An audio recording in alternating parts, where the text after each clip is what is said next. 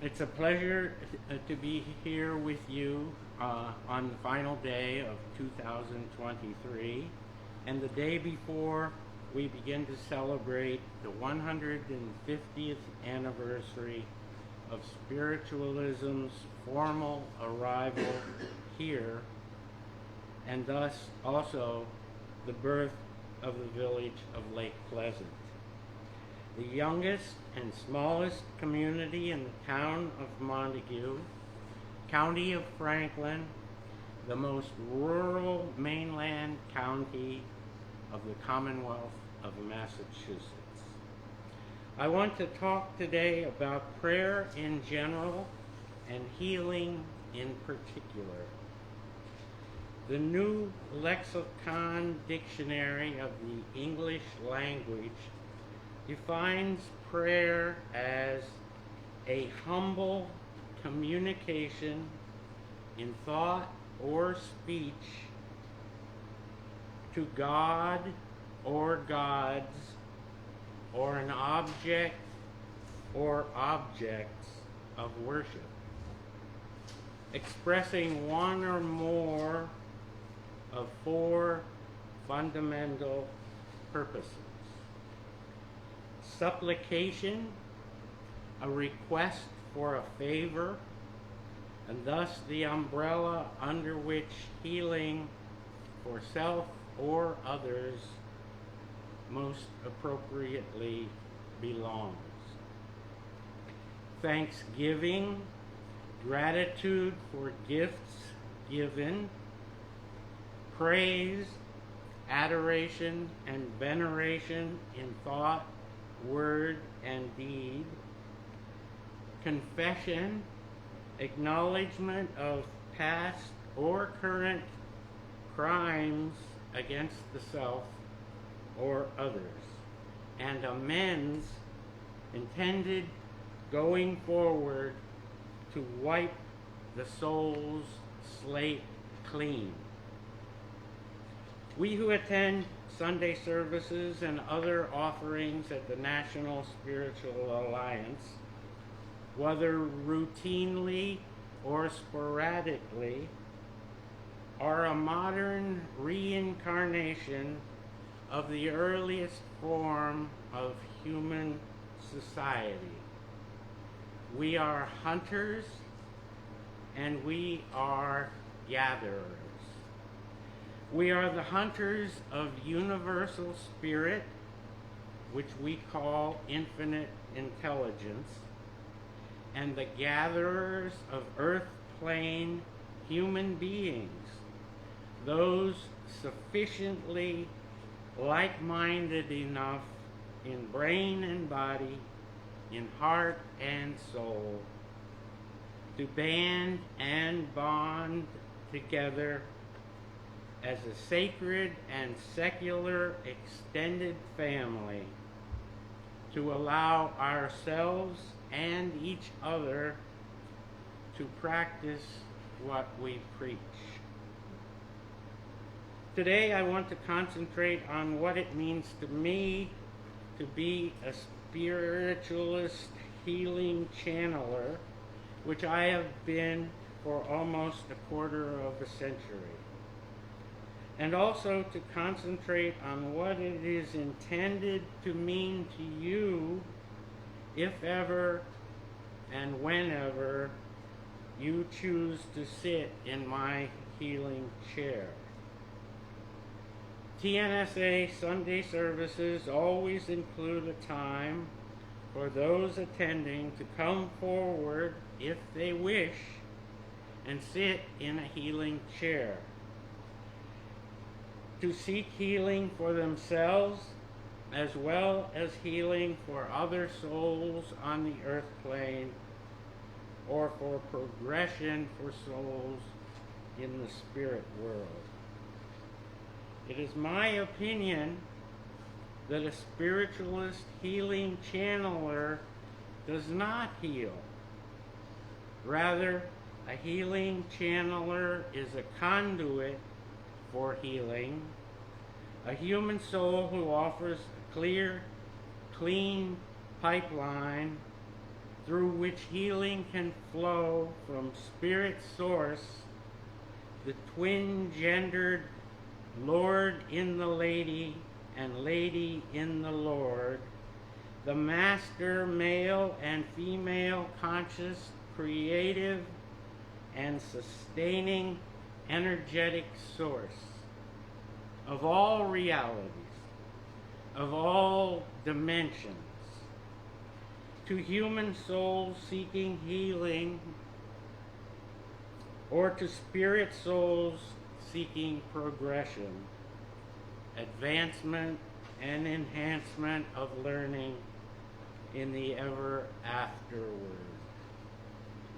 If healing is not to be effected because of the law of organic certitude, the essence of which is that all that lives must also die, then a healing channeler can be a link between spirit source and a human soul during transition from a life of materiality to a life of immateriality. A healing channeler allows source energy to express itself directly as a soul-soothing agent, a balm, a rod and staff to lean upon, to a human soul as it journeys from this life into its next life as a spirit soul. A healing channeler can also be conjoiner of spirit source and spirit soul engaged in advancement to ever higher planes of knowledge, wisdom, understanding, compassion, goodness, tolerance, unconditional love, in its eternal quest to return to perfection and the source from which it came 13.8 billion years ago during the material and spiritual Big Bang birth of the universe and the advent of what we know as time and space. Once someone is seated in my healing chair, I bow to acknowledge the divinity and the equality of our souls. Then I ask if the person would like to be touched on the head and shoulders. If yes, I begin hands-on healing. If no, a rarity, one time, I begin hovering hands healing, each method consisting of 4 hand positions, each position accompanied by a silent prayer. First, laying hands on shoulders, I pray with words to this effect. Lady in the Lord and Lord in the lady, come to this soul with love and light and healing. Heal this soul in heart and mind, in body and in spirit. If healing is sought for a soul on earth, or progression for a soul in the spirit world, follow those thoughts and go to those souls. If healing is not to occur, assist such a soul with transition from this life to the next life. If progression has not yet begun or has been suspended, help such a soul become ready as soon as possible for progression to begin or to resume. Second, laying hands on back of neck, I pray with words to this effect. Lady and Lord, light this soul's path so that that path may be found. Light this soul's path so that that path may be followed. And help this soul to help itself so that this soul may be better to help others if requested. Third, laying hands on top and sides of head, I pray with words to this effect. Lady and Lord, help this soul to always attempt to do the best that it is able to, knowing full well that sometimes that best will be better than at other times, depending on the state of this soul and its circumstances, and interacting souls and their circumstances. Then when human death does come, this soul will have fewer regrets, for it will have attempted to make the most of its opportunity in this life to live and to love and to learn. Fourth, laying hands on edges of shoulders with fingers spread on outsides and backs of arms, I pray with words to this effect.